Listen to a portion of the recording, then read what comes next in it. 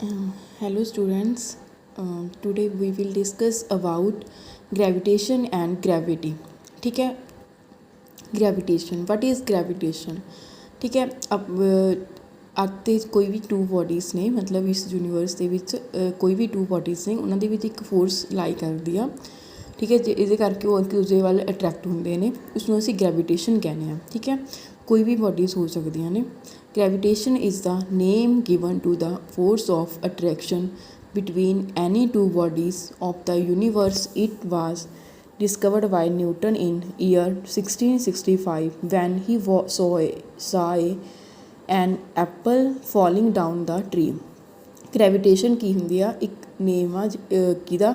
Force given to the force. ਇਹ gravitation ਕਿਸ ਨੂੰ ਨਾਮ ਦਿੱਤਾ ਗਿਆ? ਫੋਰਸ ਨੂੰ of attraction between any two bodies of the universe ਦੇ ਵਿੱਚ ਕੋਈ ਵੀ ਟੂ ਬੋਡੀਜ਼ ਨੇ, ਉਹਨਾਂ ਦੇ ਵਿੱਚ ਇੱਕ ਫੋਰਸ ਆਫ ਅਟਰੈਕਸ਼ਨ ਜਿਹੜੀ ਹੈਗੀ ਆ ਹੁੰਦੀ ਆ ਦੋਨਾਂ ਦੇ ਵਿਚਕਾਰ, ਉਸਨੂੰ ਹੀ ਗ੍ਰੈਵੀਟੇਸ਼ਨ ਕਿਹਾ ਜਾਂਦਾ। ਅਤੇ ਇਸ ਨੂੰ ਡਿਸਕਵਰ ਕੀਤਾ ਸੀ ਨਿਊਟਨ ਨੇ, ਜਦੋਂ ਉਹਨੇ ਦੇਖਿਆ ਵੀ ਜਿਹੜਾ ਹੈਗਾ ਕਿ ਟਰੀ ਜਿਹੜਾ ਹੈਗਾ ਹੀ saw an apple falling down the tree.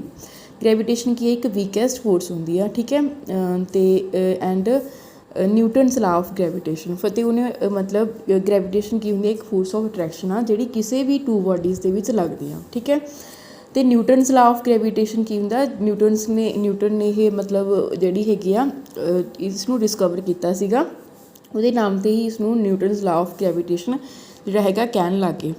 ਠੀਕ ਹੈ, it states that every body in the universe in this universe attract every other body. ਮਤਲਬ ਹਰੇਕ ਬੋਡੀ ਆ ਜਿਹੜੀ ਯੂਨੀਵਰਸ ਦੇ ਵਿੱਚ ਅਟਰੈਕਟ ਕਰਦੀ ਆ ਐਵਰੀ ਅਦਰ ਬੋਡੀ ਨੂੰ with a force which is directly proportional to the product of their masses and is inversely proportional to the square of the distance between them. ਦੇਖੋ, every body in the universe attract every other body with a force. ਇਹਨਾਂ ਤਾਂ ਆਪਾਂ ਨੇ ਪਹਿਲਾਂ ਵੀ ਪੜ੍ਹ ਚੁੱਕੇ ਹਾਂ ਵੀ ਹਰੇਕ ਬੋਡੀ ਜਿਹੜੀ ਹੈਗੀ ਯੂਨੀਵਰਸ ਦੇ ਵਿੱਚ ਅਟਰੈਕਟ ਕਰਦੀ ਆ ਐਵਰੀ ਅਦਰ ਬੋਡੀ ਨੂੰ। ਕਿਹਦੇ ਨਾਲ? ਕਿਸੇ ਇੱਕ ਫੋਰਸ ਨਾਲ। ਹਰੇਕ ਬੋਡੀ ਅਦਰ ਬੋਡੀ ਨੂੰ ਅਟਰੈਕਟ ਕਰਦੀ ਆ ਕਿਹਦੇ ਨਾਲ? ਇੱਕ ਫੋਰਸ ਨਾਲ। ਜਿਹਦੇ ਪ੍ਰਪੋਰਸ਼ਨਲ ਆ ਵਿਚ ਇਜ਼ ਡਾਇਰੈਕਟਲੀ ਪ੍ਰਪੋਰਸ਼ਨਲ ਟੂ। ਜਿਵੇਂ ਹੁਣ ਦੇਖੋ, ਆਪਣੇ ਕੋਲ ਦੋ ਬੋਡੀਜ਼ ਨੇ, ਇੱਕ ਏ ਬੋਡੀ ਲੈ ਲਈ, ਇੱਕ ਆਪਣੇ ਕੋਲ ਕੀ ਲੈ ਲਈ ਆਪਾਂ ਨੇ? ਬੀ ਬੋਡੀ ਲੈ ਲਈ। ਆਪਣੇ ਕੋਲ ਇਹ ਕੀ ਨੇ? ਦੋ ਬੋਡੀਜ਼ ਨੇ। ਠੀਕ ਹੈ, ਏ ਬੋਡੀ ਆ, ਇੱਕ ਬੀ ਬੋਡੀ ਆ। Every body is the universe attract every other body. ਇੱਕ ਬੋਡੀ ਏ ਆ, ਇੱਕ ਬੀ ਆ, ਇਹ ਦੋਨੇ ਆਪਣੇ ਆਪ ਇੱਕ ਦੂਜੇ ਨੂੰ ਕੀ ਕਰ ਰਹੀਆਂ ਨੇ? ਅਟਰੈਕਟ ਕਰ ਰਹੀਆਂ ਨੇ। ਠੀਕ ਹੈ, ਅਤੇ ਉਸ ਤੋਂ ਬਾਅਦ ਹੈਗੀ ਆ ਅਤੇ ਇਹ ਕਿਹਦੇ ਇਹ ਕੀ ਆ? ਇੱਕ ਜਿਵੇਂ ਇਹ ਦੋ ਬੋਡੀਜ਼ ਨੇ, ਇਹਨਾਂ ਦੇ ਵਿਚਕਾਰ ਡਿਸਟੈਂਸ ਹੈ ਕੋਈ ਆਰ ਡਿਸਟੈਂਸ ਆ। ਠੀਕ ਹੈ, ਆਰ ਡਿਸਟੈਂਸ ਦੇ ਉੱਤੇ ਜਿਹੜੀਆਂ ਹੈਗੀਆਂ ਪਈਆਂ ਨੇ, ਅਤੇ ਇਹਨਾਂ ਦੇ ਵਿਚਕਾਰ ਜਿਹੜੀ ਹੈਗੀ ਐਫ ਫੋਰਸ ਲੱਗ ਰਹੀ ਆ। ਠੀਕ ਹੈ, ਅਤੇ ਉਸ ਤੋਂ ਬਾਅਦ ਹੈਗਾ ਵਿਚ ਇਜ਼ ਡਾਇਰੈਕਟਲੀ ਪ੍ਰਪੋਰਸ਼ਨਲ ਟੂ। ਜਿਹੜੀ ਫੋਰਸ ਆ ਜਿਹੜੀ ਇੱਕ ਦੂਜੇ ਨੂੰ ਮਤਲਬ ਬੋਡੀਜ਼ ਅਟਰੈਕਟ ਕਰਦੀਆਂ ਨੇ, ਉਸਨੂੰ ਆਪਾਂ ਉਹਨਾਂ ਵਿਚਕਾਰ ਇੱਕ ਫੋਰਸ ਲੱਗ ਰਹੀ ਹੈ ਐਫ। ਤਾਂ ਉਹ ਕਿਹਦੇ ਪ੍ਰਪੋਰਸ਼ਨਲ ਆ? ਡਾਇਰੈਕਟਲੀ ਪ੍ਰਪੋਰਸ਼ਨਲ ਆ to the product of their masses. ਜਿਹੜੀ ਆਪਾਂ ਟੂ ਬੋਡੀਜ਼ ਲਈਆਂ ਨੇ ਏ ਅਤੇ ਬੀ, ਇਹਨਾਂ ਦਾ ਮਾਸ ਇੱਕ ਦਾ ਆਪਾਂ ਨੇ M1 ਮੰਨ ਲਿਆ। ਠੀਕ ਹੈ, ਮੈਂ ਡਾਇਗਰਾਮ ਬਣਾ ਕੇ ਦਿਖਾਉਣੀ ਆ। ਦੇਖੋ, ਦੋ ਬੋਡੀਜ਼ ਨੇ ਆਪਣੇ ਕੋਲ ਕੀ ਆ? ਇੱਕ ਏ ਆ, ਇੱਕ ਹੈਗੀ ਆ ਬੀ, ਅਤੇ ਇਹਦਾ ਮਾਸ ਹੈਗਾ M1, ਇਹਦਾ ਮਾਸ ਹੈਗਾ M2। ਠੀਕ ਹੈ, ਇਹਨਾਂ ਦੇ ਵਿਚਕਾਰ ਜਿਹੜੀ ਡਿਸਟੈਂਸ ਹੈਗਾ ਉਹ ਹੈਗਾ ਆਰ। ਜਿੱਥੇ M1 ਕੀ ਆ ਬਈ? M1 ਹੈਗਾ ਮਾਸ ਆਫ ਏ ਬੋਡੀ। ਠੀਕ ਹੈ, M2 ਕੀ ਆ? Mass of body B. R ਕੀ ਆ? ਡਿਸਟੈਂਸ।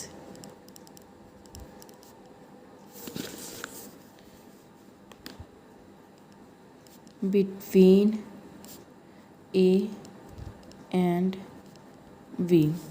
ਆਰ ਹੈਗਾ ਡਿਸਟੈਂਸ। ਐਫ ਕੀ ਹੈ? ਇਹਨਾਂ ਦੇ ਵਿਚਕਾਰ ਫੋਰਸ। ਐਫ ਕੀ ਹੈ? ਇਹਨਾਂ ਦੇ ਵਿਚਕਾਰ ਜਿਹੜੀ ਹੈਗੀ ਆ ਫੋਰਸ ਲਾਈ ਕਰ ਰਹੀ ਆ। ਇਹ ਦੋ ਬੋਡੀਜ਼ ਨੇ, ਕੋਈ ਵੀ ਦੋ ਬੋਡੀਜ਼ ਹੋ ਸਕਦੀਆਂ ਨੇ। ਹਰੇਕ ਬੋਡੀਜ਼ ਦੇ ਵਿਚਕਾਰ ਯੂਨੀਵਰਸ ਦੇ ਵਿੱਚ ਕੋਈ ਵੀ ਦੋ ਬੋਡੀਜ਼ ਹੁੰਦੀਆਂ ਨੇ, ਉਹਨਾਂ ਦੇ ਵਿਚਕਾਰ ਇੱਕ ਜਿਹੜੀ ਹੈਗੀ ਆ ਇੱਕ ਫੋਰਸ ਜਿਹੜੀ ਹੈਗੀ ਆ ਐਕਟ ਕਰਦੀ ਹੈ, ਜਿਹੜੀ ਉਹਨਾਂ ਨੂੰ ਆਪਸ ਦੇ ਵਿੱਚ ਜਿਨ੍ਹਾਂ ਦੇ ਕਰਕੇ ਉਹਨਾਂ ਦੇ ਵਿੱਚ ਉਸ ਬੋਡੀਜ਼ ਦੇ ਵਿੱਚ ਕੀ ਹੁੰਦੀ ਆ? ਅਟਰੈਕਸ਼ਨ ਹੁੰਦੀ ਆ। ਮਤਲਬ ਇੱਥੇ ਆਪਣੇ ਦੋ ਬੋਡੀਜ਼ ਲਈਆਂ ਨੇ ਅਤੇ ਉਹਨਾਂ ਦਾ ਮਾਸ M1 ਅਤੇ M2 ਮੰਨ ਲਿਆ। ਆਰ ਉਹਨਾਂ ਦੇ ਵਿੱਚ ਡਿਸਟੈਂਸ ਆ ਅਤੇ ਐਫ ਜਿਹੜੀ ਹੈਗੀ ਉਹਨਾਂ ਦੇ ਵਿਚਕਾਰ ਫੋਰਸ ਆਫ ਅਟਰੈਕਸ਼ਨ ਆ। ਠੀਕ ਹੈ, ਇਹ ਸਮਝ ਆ ਗਈ ਨਾ। ਉਸ ਤੋਂ ਬਾਅਦ ਇਹਦੇ ਵਿੱਚ ਦੇਖੋ ਪੜਾਂਗੇ ਕੰਸੀਡਰ ਟੂ ਬੋਡੀਜ਼, ਆਪਾਂ ਨੇ A ਤੇ B ਮੰਨ ਲਿਆ, ਉਹਨਾਂ ਦਾ ਮਾਸ ਹੈਗਾ M1, ਇਹਦਾ ਮਾਸ M1 ਆ, ਇਹਦਾ ਮਾਸ ਕੀ ਹੈ M2।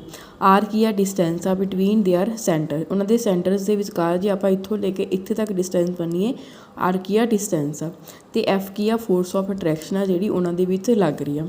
According to Newton's law of gravitation, Newton law of gravitation ਨੇ ਕੀ ਕਿਹਾ ਸੀ ਕਿ ਹਰੇਕ ਬੋਡੀ ਯੂਨੀਵਰਸ ਦੇ ਵਿੱਚ ਅਦਰ ਬੋਡੀ ਨੂੰ ਅਟਰੈਕਟ ਕਰਦੀ ਆ ਕਿਸੇ ਫੋਰਸ ਨਾਲ, ਅਤੇ ਫੋਰਸ ਕਿਹਦੇ ਪ੍ਰਪੋਰਸ਼ਨਲ ਆ, directly proportional to product of their masses, ਉਹਨਾਂ ਦੇ ਮਾਸਸ ਦੇ ਪ੍ਰਪੋਰਸ਼ਨਲ ਆ।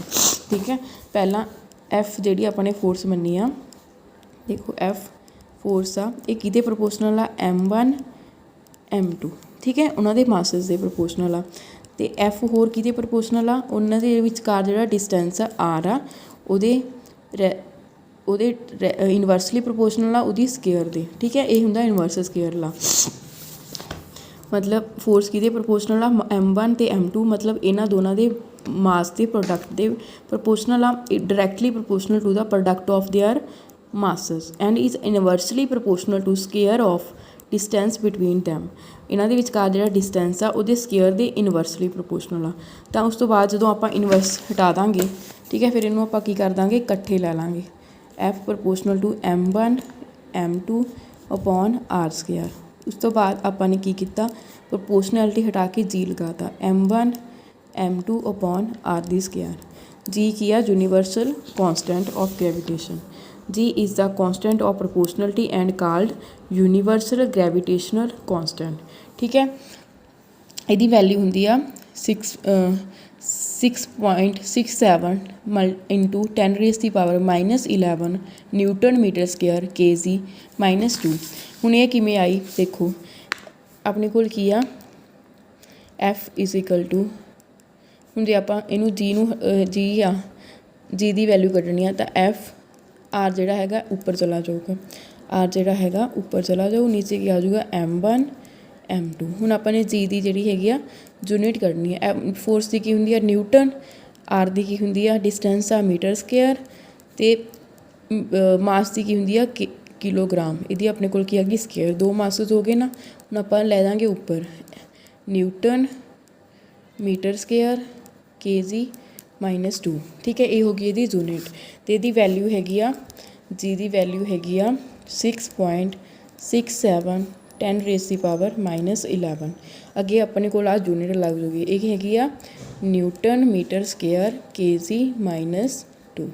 G ਦੀ ਕੀ ਹੋ ਗਈ, ਇਹ ਵੈਲਿਊ ਹੋ ਗਈ। ਠੀਕ ਹੈ, ਹੁਣ ਅੱਗੇ ਕਰਾਂਗੇ definition of G। G the definition ਕਿਵੇਂ ਕੱਢਾਂਗੇ, ਜੀ ਆਪਾਂ ਨੇ ਜਿਹੜੇ ਮਾਸ ਲਏ ਨੇ ਦੋਨੇ 1 ਹੋਣ, 1 ਯੂਨਿਟ ਹੋਣ, ਠੀਕ ਹੈ, 1 kg ਹੋਣ ਜਾਂ ਫਿਰ 1, ਦੋਨਾਂ ਨੂੰ ਆਪਾਂ 1 ਦੇ ਇਕੁਅਲ ਲੈ ਲਾਂਗੇ, ਮਾਸ ਕੀ ਨੇ ਇਕੁਅਲ ਨੇ, ਅਤੇ ਡਿਸਟੈਂਸ ਵੀ 1 ਯੂਨਿਟ ਆ। ਠੀਕ ਹੈ, ਤਾਂ F is equal to G, ਜਿਹੜਾ ਆਪਾਂ ਨੇ ਇੱਥੇ F ਦੀ ਵੈਲਿਊ ਕੱਢੀ ਸੀ, F is equal to G M1 M2 upon R square, ਇਹ ਕੱਢੀ ਸੀ ਨਾ। ਹੁਣ ਮਾਸ ਦੋਨੇ ਕੀ ਬਣਾ ਲਏ 1 1, R ਵੀ 1 ਲੈ ਲਿਆ, ਤਾਂ ਫੋਰਸ ਕਿਹਦੇ ਇਕੁਅਲ ਆ ਗਈ, G ਦੇ ਇਕੁਅਲ ਆ ਗਈ। ਠੀਕ ਹੈ, ਹੁਣ ਇੱਥੋਂ ਇਹਦੀ ਡੈਫੀਨੇਸ਼ਨ ਬਣ ਜੂਗੀ, universal gravitation constant is equal to the force of attraction acting between, universal gravitation constant ਕਿਹਦੇ ਇਕੁਅਲ ਆ, ਫੋਰਸ ਆਫ ਅਟਰੈਕਸ਼ਨ ਦੇ ਇਕੁਅਲ ਆ, ਐਕਟਿੰਗ ਬਿਟਵੀਨ ਟੂ ਬੋਡੀਜ਼ ਦੇ ਵਿਚਕਾਰ ਜਿਹੜੀ ਫੋਰਸ ਜਿਹੜੀ ਹੈਗੀ ਆ, ਫੋਰਸ ਆਫ ਅਟਰੈਕਸ਼ਨ ਜਿਹੜੀ ਹੈਗੀ ਆ ਐਕਟ ਕਰ ਰਹੀ ਆ, ਉਹਨਾਂ ਉਸ 'ਤੇ ਇਕੁਅਲ ਹੋਊਗਾ ਜਦੋਂ ਈਚ ਆਫ ਯੂਨਿਟ ਮਾਸ, ਜਦੋਂ ਮਾਸ ਕੀ ਹੋਵੇ, ਹਰੇਕ ਮਾਸ ਜਿਹੜਾ ਦੋ ਬੋਡੀਜ਼ ਦੇ ਵਿਚਕਾਰ ਇਹ ਫੋਰਸ ਲੱਗ ਰਹੀ ਆ, ਜੇ ਉਹਨਾਂ ਦਾ ਮਾਸ ਕੀ ਹੋਵੇ, ਯੂਨਿਟ ਮਾਸ ਹੋਵੇ,